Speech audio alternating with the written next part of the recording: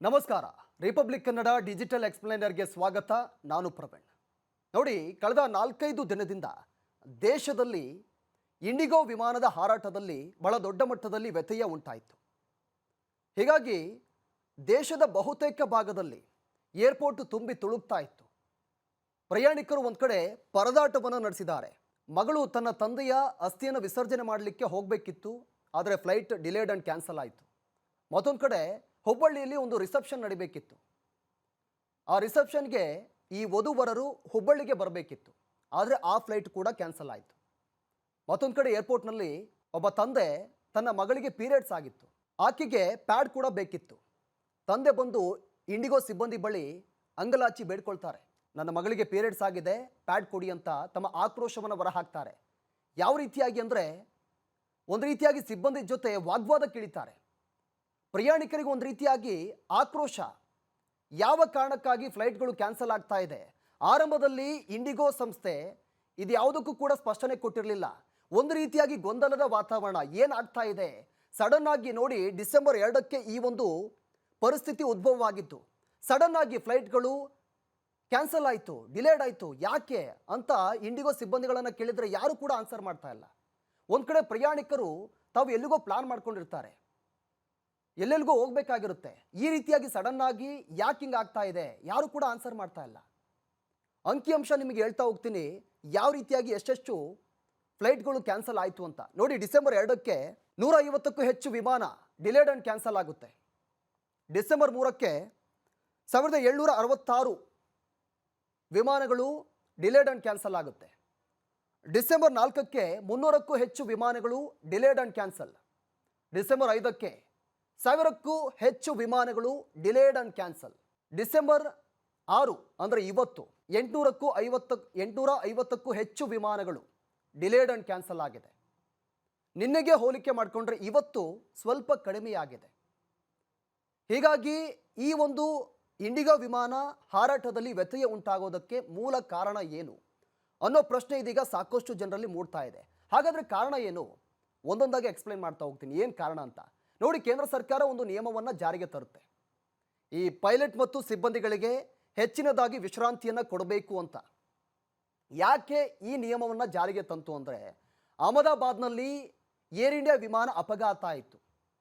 ಆ ವಿಮಾನ ಕ್ರಾಶ್ ಆದಂಥ ಸಂದರ್ಭದಲ್ಲಿ ನೋಡಿ, ಆ ವಿಮಾನ ಟೇಕ್ ಆಫ್ ಆಗಿ ಕೆಲವೇ ಕ್ಷಣಗಳಲ್ಲಿ ಆ ವಿಮಾನ ಕ್ರಾಶ್ ಆಯಿತು. ಅದರಲ್ಲಿದ್ದಂಥ ಎಲ್ಲ ಪ್ರಯಾಣಿಕರು ಸುಟ್ಟು ಕರಕಲಾದರು. ಒಬ್ಬ ಪ್ರಯಾಣಿಕ ಬದುಕುಳಿದಿದ್ದ. ಈ ರೀತಿ ಆಗುತ್ತೆ. ಮತ್ತೊಂದು ಕಡೆ ಮಂಗಳೂರಲ್ಲೂ ಕೂಡ ಒಂದು ದುರಂತ ಆಯಿತು. ಏನು, ಈ ಫ್ಲೈಟ್ ಲ್ಯಾಂಡ್ ಆಗುವಂಥ ಸಂದರ್ಭದಲ್ಲಿ ಕ್ರಾಶ್ ಆಯಿತು. ಅದಕ್ಕೆ ಮೂಲ ಕಾರಣ ಪೈಲಟ್ಗೆ ನಿದ್ದೆ ಸರಿಯಾಗಿ ಆಗಿರಲಿಲ್ಲ. ಹೀಗಾಗಿ ಕೇಂದ್ರ ಸರ್ಕಾರ ಈ ನಿಯಮವನ್ನು ಜಾರಿಗೆ ತಂದಿರೋದು. ನೀವು ಪೈಲಟ್ ಮತ್ತು ಪೈಲಟ್ಗಳಿಗೆ ಹೆಚ್ಚಿನದಾಗಿ ವಿಶ್ರಾಂತಿಯನ್ನು ಕೊಡಿ. ಈಗ 36 ಗಂಟೆ ಒಬ್ಬ ಪೈಲಟ್ಗೆ ವಿಶ್ರಾಂತಿ ಬೇಕು, 36 ಗಂಟೆ. ಆದರೆ ಕೇಂದ್ರ ಸರ್ಕಾರ ಹೇಳಿರೋದು 48 ಗಂಟೆಗೆ ಹೆಚ್ಚಳವನ್ನು ಮಾಡಿದೆ. ಇದು ಒಂದು. ಮತ್ತೊಂದು ಕಡೆ ಈ ಒಬ್ಬ ಪೈಲಟ್ ಒಂದು ವಾರಕ್ಕೆ 6 ಬಾರಿ ನೈಟ್ ಲ್ಯಾಂಡಿಂಗನ್ನು ಮಾಡಬೇಕು ಫ್ಲೈಟನ್ನು. ಆದರೆ ಕೇಂದ್ರ ಸರ್ಕಾರ 2 ಬಾರಿ ಲ್ಯಾಂಡಿಂಗನ್ನು ಮಾಡಿ ಅಂತ ಹೇಳ್ತಾ ಇದೆ. ಆದರೆ ಇದರ ಅರ್ಥ ಕೇಂದ್ರ ಸರ್ಕಾರ ಹೇಳ್ತಾ ಇರೋದು, ಇಂಡಿಗೋ ಸಂಸ್ಥೆಯವರು ಹೆಚ್ಚಿನದಾಗಿ ಪೈಲಟ್ಗಳನ್ನು ಕೆಲಸಕ್ಕೆ ತಗೋಬೇಕು, ಸಿಬ್ಬಂದಿಗಳನ್ನು ತಗೋಬೇಕು. ಇದರ ಉದ್ದೇಶ ಇಷ್ಟೇ. ಆರಂಭದಲ್ಲಿ ಈ ಎಲ್ಲ ವಿಮಾನಯಾನ ಸಂಸ್ಥೆಗಳು, ದೇಶದಲ್ಲಿರುವಂಥ ಎಲ್ಲ ವಿಮಾನಯಾನ ಸಂಸ್ಥೆಗಳು ಒಪ್ಪಿಗೆಯನ್ನು ಸೂಚಿಸಿದ್ವು. ಫೆಬ್ರವರಿಯಲ್ಲಿ ಇದಕ್ಕೆ ಎಲ್ಲ ವಿಮಾನಯಾನ ಸಂಸ್ಥೆಗಳು ಒಪ್ಕೊಂಡ್ವು, ರೂಲ್ಸನ್ನು ಅಪ್ಲೈ ಮಾಡಿದ್ವು. ಆದರೆ ಇಂಡಿಗೋ ಸಂಸ್ಥೆ ಮಾತ್ರ ಈ ರೂಲ್ಸ್ಗೆ ಒಪ್ಪಿಗೆಯನ್ನು ಸೂಚಿಸಿರಲಿಲ್ಲ. ಆ ಇಂಡಿಗೋ ಸಂಸ್ಥೆ ಏನು ಹೇಳ್ತು, ಜುಲೈಯಲ್ಲಿ ನಾವು ಈ 36 ಗಂಟೆ ಇದ್ದದ್ದನ್ನು ನಾವು 46 ಗಂಟೆ ಮಾಡ್ತೀವಿ. ನವೆಂಬರ್ನಲ್ಲಿ ನೀವೇನು 48 ಗಂಟೆ ಹೇಳಿದ್ದಾರಲ್ಲ, 48 ಗಂಟೆಯನ್ನು ಅಪ್ಲೈ ಮಾಡ್ತೀವಿ. ಮತ್ತೊಂದು ಕಡೆ ಈ ನೈಟಲ್ಲಿ ಒಬ್ಬ ಪೈಲಟ್ 6 ಬಾರಿ ಲ್ಯಾಂಡ್ ಮಾಡಬೇಕಂತ ಇತ್ತು, ನಾವು ಅದನ್ನು ಜುಲೈಯಲ್ಲಿ 4 ಮಾಡ್ತೀವಿ. ನಂತರ ನವೆಂಬರ್ನಲ್ಲಿ ಮಾಡಿ ಅಂತ ಹೇಳಿದ್ದೀರಲ್ಲ, ಅದನ್ನು ನಾವು ಲ್ಯಾಂಡಿಂಗ್ 2 ಬಾರಿ ಮಾಡ್ತೀವಿ ಅಂತ ಈ ಇಂಡಿಗೋ ಸಂಸ್ಥೆ ಕೇಂದ್ರ ಸರ್ಕಾರಕ್ಕೆ ಕೇಳ್ಕೊಳ್ತು. ಇದಕ್ಕೆ ಕೇಂದ್ರ ಸರ್ಕಾರ ಒಪ್ಪಿಗೆಯನ್ನು ಸೂಚಿಸಿತು. ಯಾಕೆ?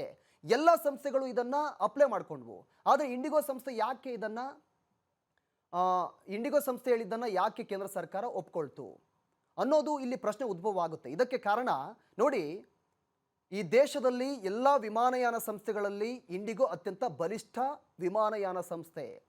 ಮಾರ್ಕೆಟ್ನಲ್ಲಿ ಅತಿ ಹೆಚ್ಚು ಶೇರ್ ಹೊಂದಿರೋದು ಇಂಡಿಗೋ ವಿಮಾನಯಾನ ಸಂಸ್ಥೆ. 65% ಮಾರ್ಕೆಟ್ನಲ್ಲಿ ಶೇರ್ ಹೊಂದಿದೆ. ಇನ್ನು ಏರ್ ಇಂಡಿಯಾ 25.7% ಮಾರ್ಕೆಟ್ ಶೇರನ್ನು ಹೊಂದಿರೋದು. ಇನ್ನು ಆಕಾಶ್ ಏರ್ 5.2% ಮಾರ್ಕೆಟ್ ಶೇರನ್ನು ಹೊಂದಿದೆ. ಇತರೆ 0.9% ಮಾರ್ಕೆಟ್ ಶೇರನ್ನು ಹೊಂದಿರೋದು. ಇದೆಲ್ಲದಕ್ಕೂ ಹೋಲಿಕೆ ಮಾಡಿಕೊಂಡ್ರೆ ಇಂಡಿಗೋ ಅತ್ಯಂತ ಬಲಿಷ್ಠವಾಗಿ ಮಾರ್ಕೆಟ್ ಶೇರನ್ನು ಹೊಂದಿದೆ. ಇದು ಇಲ್ಲಿ ಕೇಂದ್ರ ಸರ್ಕಾರ ಒಪ್ಪಿಗೆ ಸೂಚಿಸುವುದಕ್ಕೆ ಮೂಲ ಕಾರಣ, ಪ್ರಮುಖ ಕಾರಣ. ಇನ್ನು ಮತ್ತೊಂದು ಕಡೆ ಇದೆಲ್ಲವೂ ಕೂಡ ಮೇನ್ ರೀಸನ್ ಆಗಿತ್ತು ಈ ಇಂಡಿಗೋ ಸಂಸ್ಥೆ ವಿಮಾನ ಹಾರಾಟದಲ್ಲಿ ವ್ಯತ್ಯಯ ಉಂಟಾಗೋದಕ್ಕೆ. ಇನ್ನು ಯಾವೆಲ್ಲ ವಿಮಾನಯಾನ ಸಂಸ್ಥೆಗಳಲ್ಲಿ ಎಷ್ಟು ವಿಮಾನಗಳಿದೆ ಅನ್ನೋ ಅಂಕಿ ಅಂಶಗಳನ್ನು ನಾನು ಒಂದೊಂದಾಗಿ ಹೇಳ್ತಾ ಹೋಗ್ತೀನಿ. ಆಕಾಶ್ ಏರ್ ಈ ಒಂದು ವಿಮಾನಯಾನ ಸಂಸ್ಥೆಯಲ್ಲಿ 30 ವಿಮಾನಗಳಿದೆ. ಅದರಲ್ಲಿ ಪೈಲಟ್ಗಳ ಸಂಖ್ಯೆ ಎಷ್ಟಿದೆ ಅಂತ ನೋಡೋದಾದರೆ 800 ಜನ ಪೈಲಟ್ಗಳಿದ್ದಾರೆ. ಪ್ರತಿಯೊಂದು ವಿಮಾನಕ್ಕೆ 27 ಪೈಲಟ್. ಆಕಾಶ್ ಏರ್ನಲ್ಲಿ ಪ್ರತಿಯೊಂದು ವಿಮಾನಕ್ಕೆ 27 ಪೈಲಟ್ಗಳಿದ್ದಾರೆ. ಅದೇ ರೀತಿಯಾಗಿ ಏರ್ ಇಂಡಿಯಾ ವಿಮಾನದಲ್ಲಿ 187 ವಿಮಾನಗಳಿದೆ. ಪೈಲಟ್ಗಳ ಸಂಖ್ಯೆ 3500 ಪೈಲಟ್ಗಳಿದ್ದಾರೆ. ಹಾಗಾದರೆ ಪ್ರತಿ ವಿಮಾನಕ್ಕೆ ಪೈಲಟ್ಗಳ ಸಂಖ್ಯೆ 19 ಇದೆ. ಇನ್ನು ಇಂಡಿಗೋ ವಿಮಾನದಲ್ಲಿ 417 ವಿಮಾನ ಇದೆ. ಪೈಲಟ್ಗಳು 5500 ಪೈಲಟ್ಗಳಿದ್ದಾರೆ. ಒಂದು ವಿಮಾನಕ್ಕೆ 13 ಪೈಲಟ್ಗಳಿದ್ದಾರೆ. ಇನ್ನು ಸ್ಪೈಸ್ ಜೆಟ್ 35 ವಿಮಾನ ಇದೆ, 400 ಜನ ಪೈಲಟ್ ಇದ್ದಾರೆ. ಒಂದು ವಿಮಾನಕ್ಕೆ 11 ಜನ ಪೈಲಟ್ ಇದ್ದಾರೆ. ಈ ಎಲ್ಲವನ್ನ ಹೋಲಿಕೆ ಮಾಡಿದಾಗ ನೋಡಿ, ಇಂಡಿಗೋ 417 ವಿಮಾನಗಳಿದೆ, 5500 ಪೈಲಟ್ಗಳಿದ್ದಾರೆ. ಆದರೆ ಒಂದು ವಿಮಾನಕ್ಕೆ 13 ಜನ ಪೈಲಟ್ ಇದ್ದಾರೆ. ಇಲ್ಲಿ ನಾವು ಭಾಳ ಸ್ಪಷ್ಟವಾಗಿ ಗೊತ್ತಾಗ್ತಾ ಇದೆ, ಇಂಡಿಗೋ ವಿಮಾನ ಈ ಪೈಲಟ್ ಮತ್ತು ಸಿಬ್ಬಂದಿಗಳನ್ನು ಹೆಚ್ಚಾಗಿ ನೇಮಕ ಮಾಡ್ಕೋಬೇಕಿತ್ತು. ನೇಮಕ ಮಾಡ್ಕೊಂಡಿಲ್ಲ. ಅದೇ ಇಲ್ಲಿ ಮೂಲ ಕಾರಣ ಆಗಿರೋದು. ಈಗಾಗಲೇ ಈ ಫ್ಲೈಟ್ಗಳ ಹಾರಾಟದಲ್ಲಿ ವ್ಯತ್ಯಯ ಉಂಟಾಗ್ತಿರೋದಕ್ಕೆ ಮೂಲ ಕಾರಣ, ಈಗಾಗಲೇ ಫ್ಲೈಟ್ಗಳಿಗೆ ರೆಸ್ಟನ್ನು ಕೊಡಬೇಕು ಅಂತ ಏನು ಕೇಂದ್ರ ಸರ್ಕಾರ ನಿಯಮವನ್ನು ಜಾರಿಗೆ ತಂದಿದೆ. ಆ ನಿಯಮದ ಪ್ರಕಾರ ಪೈಲಟ್ಗಳು ಒಂದು ಕಡೆ ರೆಸ್ಟಲ್ಲಿದ್ದಾರೆ. ಅವರನ್ನು ಕರ್ಕೊಂಡು ಬಂದು ಫ್ಲೈಟ್ ಟೇಕ್ ಆಫ್ ಮಾಡೋದಕ್ಕೆ ಆಗಲ್ಲ. ಅದೇ ಕಾರಣಕ್ಕೋಸ್ಕರ ಈಗ ಇಂಡಿಗೋ ವಿಮಾನದವರು ಪೈಲಟ್ಗಳು ಮತ್ತು ಸಿಬ್ಬಂದಿಗಳನ್ನು ಹೆಚ್ಚಿನದಾಗಿ ನೇಮಕವನ್ನು ಮಾಡ್ಕೋಬೇಕು. ಇದರ ಉದ್ದೇಶ ಅದೇ ಆಗಿತ್ತು. ಆದರೆ ಇಂಡಿಗೋ ಸಂಸ್ಥೆ ಮಾಡಿಕೊಂಡಿಲ್ಲ. ಇಲ್ಲಿ ಈಗ ಸಮಸ್ಯೆ ಆಗ್ತಿರೋದು. ಇದೆಲ್ಲ ನಡೆದಾಗ ನಿನ್ನೆ ಇಂಡಿಗೋ ಸಂಸ್ಥೆಯವರು ಒಂದು ಟ್ವೀಟ್ ಮೂಲಕ ಒಂದು ಸ್ಪಷ್ಟನೆಯನ್ನು ಕೊಟ್ಟಿದ್ದಾರೆ. ಎಲ್ಲ ಪ್ರಯಾಣಿಕರಿಗೆ ಕ್ಷಮೆ ಕೂಡ ಕೋರಿದ್ದಾರೆ. ನಾವು ಆರಂಭದಲ್ಲಿ ಈ ರೀತಿಯಾಗಿ ಮಾಡ್ಕೋಬೇಕಿತ್ತು, ಮಾಡಿಲ್ಲ. ಇದು ಏನು ಡಿಸೆಂಬರ್ 9ಕ್ಕೆ ಈ ಒಂದು ಸ್ವಲ್ಪ ಸಮಸ್ಯೆ ಬಗೆಹರಿಯುತ್ತೆ. ನಂತರ ಫೆಬ್ರವರಿ 9ಕ್ಕೆ ಈ ಎಲ್ಲ ಸಮಸ್ಯೆ ಸಂಪೂರ್ಣವಾಗಿ ಬಗೆಹರಿಯುತ್ತೆ ಅಂತ ಒಂದು ಟ್ವೀಟ್ ಮಾಡಿದ್ದಾರೆ. ಕ್ಷಮೆ ಕೂಡ ಕೇಳಿದ್ದಾರೆ. ಮತ್ತೊಂದು ಕಡೆ ಯಾವೆಲ್ಲ ಪ್ರಯಾಣಿಕರಿಗೆ ತೊಂದರೆಯಾಗಿದೆ ಅವರಿಗೆ ಬದಲಿ ವ್ಯವಸ್ಥೆಯನ್ನು ಮಾಡಬೇಕು. ಮತ್ತೊಂದು ಕಡೆ ಅವರಿಗೆ ಹೋಟೆಲಲ್ಲಿ ಉಳ್ಕೊಳ್ಳೋಕ್ಕೆ ವ್ಯವಸ್ಥೆ ಕೂಡ ಮಾಡಬೇಕು. ಎಲ್ಲ ಏನು ವ್ಯವಸ್ಥೆ ಪ್ರಯಾಣಿಕರಿಗೆ ಮೂಲಭೂತ ಸೌಕರ್ಯ, ಊಟ ಆಗಿರ್ಬೋದು, ಪ್ರತಿಯೊಂದು ಸೌಕರ್ಯವನ್ನು ಈಗ ಇಂಡಿಗೋ ಸಂಸ್ಥೆಯವರು ಮ್ಯಾನೇಜ್ ಮಾಡ್ತೀವಿ, ನಾವು ಅವರಿಗೆ ಒದಗಿಸಿ ಕೊಡ್ತೀವಿ ಅಂತ ಈ ಟ್ವೀಟ್ ಮೂಲಕ ಎಲ್ಲ ಹೇಳಿದ್ದಾರೆ. ಇದೆಲ್ಲವನ್ನು ನೋಡ್ತಾ ಹೋದಾಗ ಎಲ್ಲ ವಿಮಾನಯಾನ ಸಂಸ್ಥೆಗಳು ಈ ರೂಲ್ಸನ್ನು ಅಪ್ಲೈ ಮಾಡಿದ್ವು. ಆದರೆ ಇಂಡಿಗೋ ಸಂಸ್ಥೆ ಅಪ್ಲೈ ಮಾಡಿಲ್ಲ. ಇದೇ ಇಲ್ಲಿ ಮೂಲ ಕಾರಣ ಆಗಿದ್ದು.